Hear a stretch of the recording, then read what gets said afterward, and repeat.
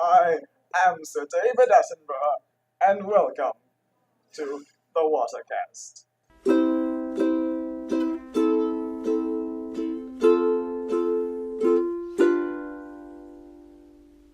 Hello, I'm Chili. Welcome, for the very first time, to the WaterCast Episode 2. Here with me today, I have my fellow hosts, Connor Densation, Welcome back. Lukewarm, Hi. Mike, Aloha, I'm Mike. and this week's special guest, Ben. Howdy. Our first segment today will be a new segment by Connor Densation called The Condensation Station. Thank you, Chili. And welcome everyone to the Condensation Station with me, Connor Densation. This week, I'd like to talk about a problem that is very dear to me, and I'm sure all of you avid water drinkers out there feel the same.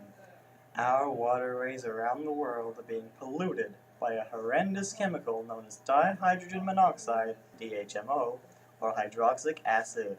All you water drinkers out there may have been unwittingly drinking acid this whole time.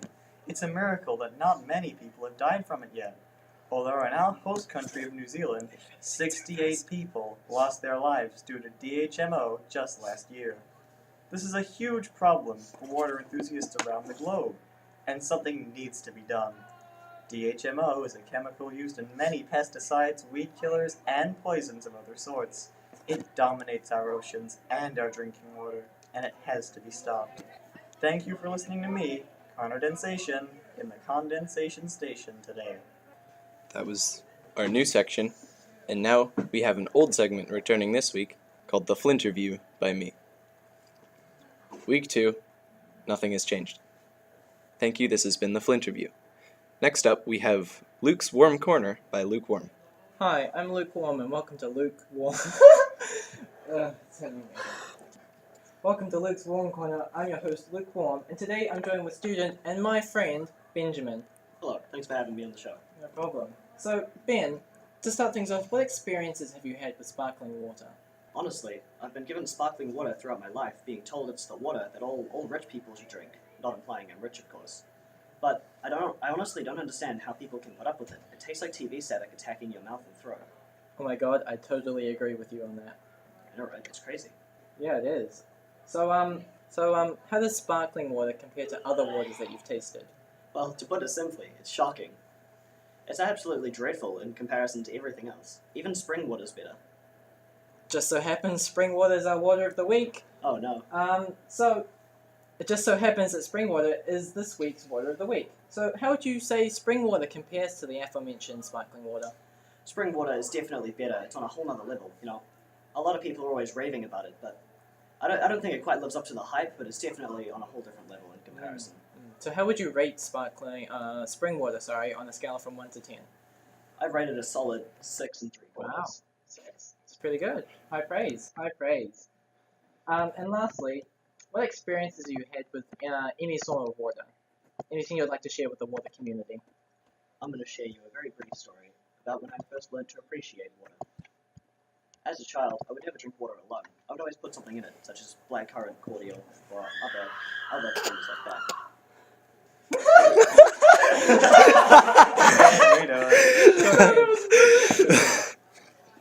As a child, I would never drink water on its own. I would always put something inside of it, something as a cordial, or blackcurrant, or lime, you all know the stuff.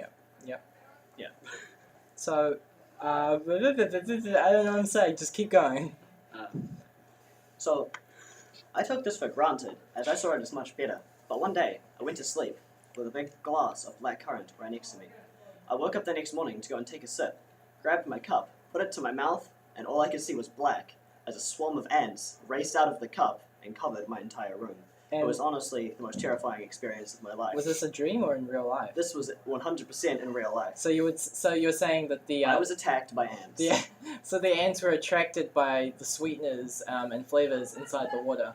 Inside of the black currant. Yes. Exactly. If I had just been drinking water on its own, I wouldn't have these scars. I'd say it's safe to argue that your bedtime drink turned into a bedtime snack. Exactly. Oh my god. Alright, I don't really qualify the nutritional value of an ant, but you're getting closer. Yeah. Before we wrap up, I'd like to play a little game with you. Alright? You have 1 minute to answer 10 questions related to water. Every question you get correct, you get a point. After the game, we'll tally up your results and put you on the leaderboard. Currently, our last guest, Connor, is at 3 points in first place. Right, I understand. Alright, you ready? Sure am. As ready as I'll ever be. Alright, 3, 2, 1. Name 3 bodies of water.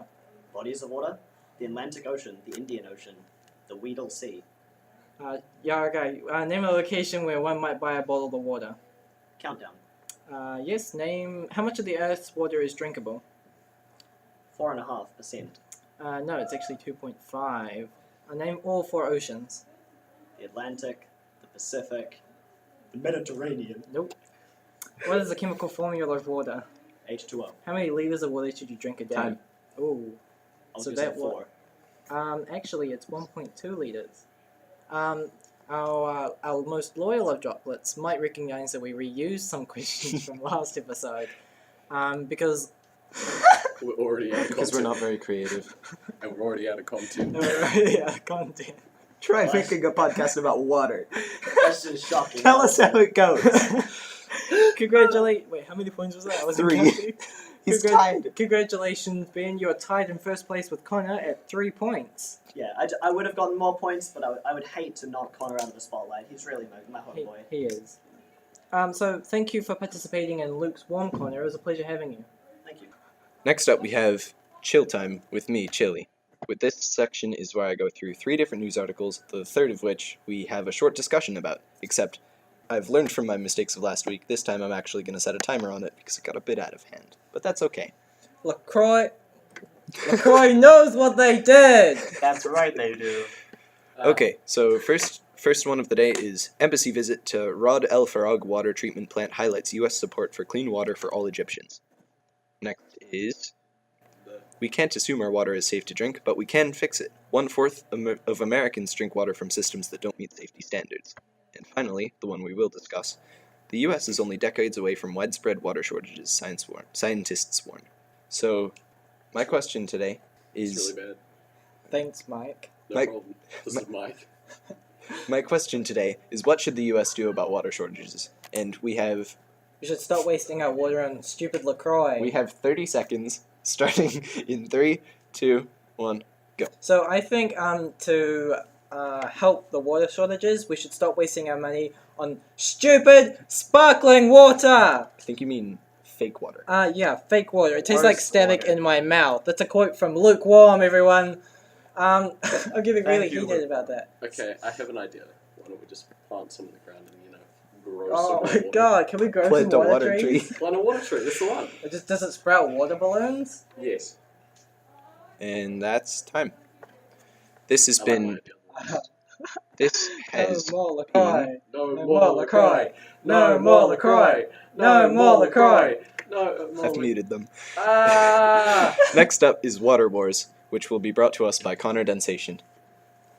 Welcome back to Water Wars, Droplets. Today you'll be rating spring water in all of its pure, natural glory.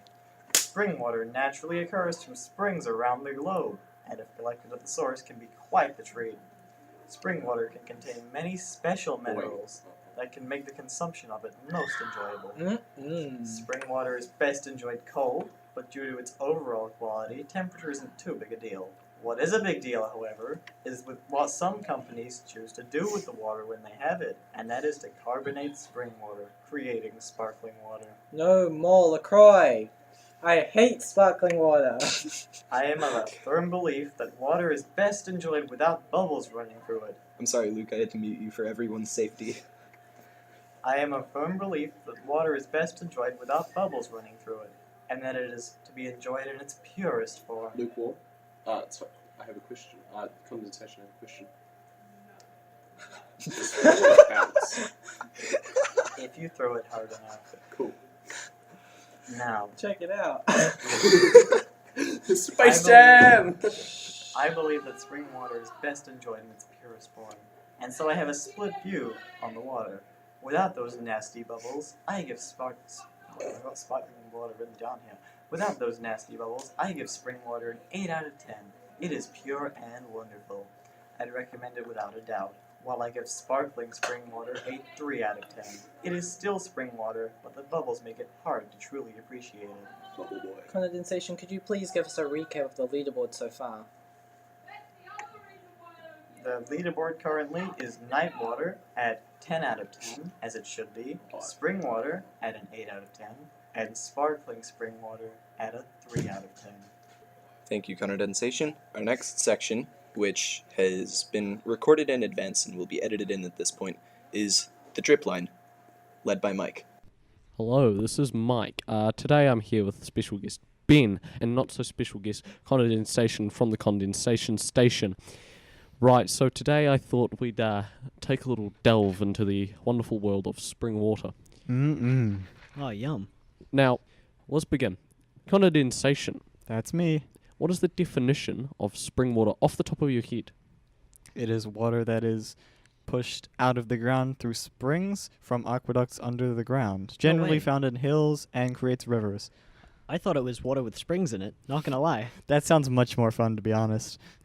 I mean, yeah, it does sound much better. Right, now, spring water comes from the ground, yes? I believe that's the case, yes. Last week we discussed bore water. That's right. Now, bore water is also comes from the ground. Does that mean spring water and bore water are actually the same thing and we're just getting lied to by the government? No, I think that bore water is forcefully ripped from its home, whereas spring water comes out naturally. I think that's the difference. So we're talking about like a steady flow and a lot less steady flow. Steady flow versus an injection and pulling out the water from the ground, like you described it last week. Yes, good. Now, Ben, you've been a bit quiet during this little section, so tell us, have you ever collected spring water yourself? I have actually. Me and my family, we have this built-down belief that it gives us the cleanse with the healing energy we really need to continue with our day. That makes sense, yep. So, spring water in some civilizations is actually meant to be like spiritually healing. Oh, yeah. AKA sort of, not holy water, because holy water is different, but along the lines of holy water. Now, tell me, either of you, have you ever had an experience with holy water / holy spring water? Not holy water specifically. I tend to keep away from that for personal reasons, but spring water, I have had a direct experience with spring water in its naturalist form when I was very young. The spring? Or the water? Well, water directly from the spring. It was maybe one of the best instances of water I've ever had without it being night water, because it was in the middle of the day. Now, you brought up night water, which is interesting because is there a way to get the ultimate water, which is spring night water? Well, as I discussed previously in the last week about night water, as long as you leave any water out at night, save for maybe sparkling water, because that has been completely corrupted with those disgusting bubbles. Otherwise, I'd say then, yes, you could create spring night water, although I just classify it as night water, like every other night water that you can drink. I feel like night water is more of a sweeping generalization than a descriptive term. So, an adjective more than a noun. That's the other way around. Indeed. Indeed, yes. I feel like night water shares its flavor throughout every instance of it. Let's say you bring up another point. Night sparkling water is bad. What about night spring sparkling water? What do we do in this situation? Okay, it's all known fact you can't combine that many forms of water. It just becomes a mess. You might as well be on bore water. Well, I'd say that, and I've discussed this in the Water Wars, that when spring water is completely shredded on the inside by these bubbles, it becomes something unholy. And So you're talking about demon water. That's I mean, essentially what it is. we're not talking about Demon LaCroix here. water. I'm sorry. Sorry. We're not talking about LaCroix Yeah, here. LaCroix the demon water of the south. More like fake water. Fake Ooh. water. Anyway, What a roast. I'd say that Can't roast water, you can only boil it. Ooh. boil the hell out of it. Then now there's your holy water. Now, what I was saying was that when made sparkling, spring water loses its springiness, I guess. Well And said, that well said. That my makes friend. it much less drinkable. I see. Makes sense. Now, final part. Final part. Spring water. Is that actually obtainable from physical springs, or is it only obtainable from the underground springs that the government is hiding from us? Please discuss. I mean, what if you could only get it in the season of spring and then you had to, like, save it all year round? Is the government if hiding it- that too? What if it was water that was produced through the manufacturing of springs? Now No. you're talking deep level stuff, man. Now, you've just brought up an interesting point. Springs. If we trace back the history of springs, we learn that actually they were found underground the whole time. Does that mean that spring water is actually dinosaur water? Well, I mean, essentially all water is, right? Didn't ask for your opinion. Well, essentially all water is, right? Well, I mean, I would agree with you. Yes, all water is technically dinosaur water. It's got to have gone through their systems at one time or another. But is spring water, more specifically ancient dinosaur water? We are talking way back. I'd say that if a dinosaur was to die on a certain place where there is a spring, then it would be eventually taken down into the earth and then Consumed. yeah, Consumed by the earth. Potentially. Well put. Thank you. and then it could run its course throughout the waterways, and therefore we could all be drinking dinosaurs this whole time. Well, there you have it, folks. Dinosaur water. Okay. Can I quickly say one more thing? Go ahead. So, if you have water that's been extremely, extremely ancient, is then processed and put into water bottles, how does it then have an expiry date? Wha- We're lucky they found it before it expired. I know, this is shocking. It's quite the feat. I wonder how this happens. We'll have to find out next time on Mike's Drip Line. I have been Mike with the special guest Ben, and with the other not so special guest, Condensation from the Condensation Station. Thank you, and good night. Next up, we have a pre-recorded interview by Lukewarm, which will be aired here. Hello, my name is Luke Warm, and welcome to a new segment of our show I like to call Warming Up to You. Last week I took to the streets and asked the public hard-hitting questions surrounding the water community. Let's take a listen. Hi, I'm Luke Warm, and welcome to a new segment of our show I like to call Warming Up To, where I'll be on the streets talking to people about their thoughts of water. I'm doing a podcast, and I'm going around asking people what their thoughts are on sparkling water. Would you like to give us some of your thoughts? I do have a lot of thoughts about sparkling water. In fact, I refuse to drink it. I find it too exotic. I'm much more of a tap man myself. You just can't afford it. So how would you compare sparkling water to the aforementioned tap water? I mean, tap water is water. I don't call it, unless in an interview, tap water. I just call it water. It's what we should be drinking. So on a scale from 1 to 10, how would you rank sparkling water? Rank. That's what it is. I don't need no number. A word's enough. Rank. I'm here with Sam. Sam, what's your thoughts on sparkling water? I mean, I don't know. It's a little bit too sparkly for my taste, but I can understand why some people might like it over like less or more sparkly variants. But personally, I'm cool with just like normal tap water. Here with Lou on the street. Lou, what's your opinion on sparkling water? I love it. I really like it because it actually, I feel it digests easier in my stomach. So if you were to rate sparkling water on a scale from 1 to 10, 10 being the best, how would you rate it? 10, easily 10. Even above or at the same level as night water, arguably the best source of water. As I've never had any experience with night water, I couldn't compare it. I'm here with Don on the street. So Don, how would you describe sparkling water? Sparkling water is the best. I hate it. It is the worst thing to happen since World War II. And if you were to rate sparkling water on a scale, how would you rate it? Minus 10 out of 10. It is the devil. We're surely getting a wide range of opinions on this topic. Thank you for listening. I'm Luke Warm, and this has been Warming Up to You. Okay, we have one more section for this week before we sign off, and that is, we have decided, for more audience interaction, that each week we will be posting a poll with a question, and we want to see what everyone thinks. So, our question this week is, do you love or hate spring water? The poll will be on our Twitter and will be cross-posted to our Reddit accounts. So, yeah, expect to see that soon, and we're excited for your results.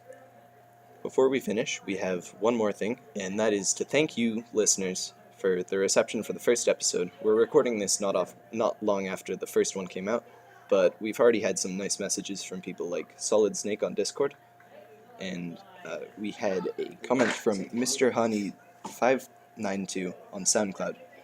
And that was very nice. So thank you very much for listening. So, Connor Station, if you want to talk about our SoundCloud link. That is soundcloud.com/thewatercast. So if you'd like to subscribe to our subreddit, that's r/WaterCastOfficial, we'll be posting updates, announcements, discussions, and future episodes when they are released. And if you'd like to follow our Twitter, it is @WaterCast1. And we'll be posting updates and other things similar to the subreddit. But, yeah. And finally, our Instagram account is @thewatercast. So thank you very much for listening. We've enjoyed making this episode, and thanks especially to our guest this week, Ben. Thanks for having me on the show. Had a great time. Learned a lot of things. See you next week. Thanks, everyone. As always, I'm Lukewarm, I'm Condensation. I'm Chili. and this has been The WaterCast.